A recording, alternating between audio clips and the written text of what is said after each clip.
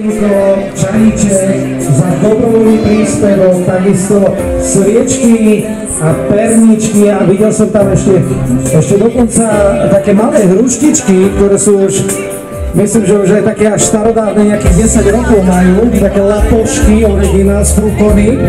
Tak aj tie si môžete, mali sme ich na jednej akcii a takto nám pekne milo zostali, tak môžete si aj práve tie zakúpiť, ešte raz opakujem, nie zakúpiť, zobrať za dobrovoľný príspevok. Dúfajme, že dnes vyzbierame pre Autistické centrum Rubikon čo najviac a spríjemníme im takto krásne Vianoce.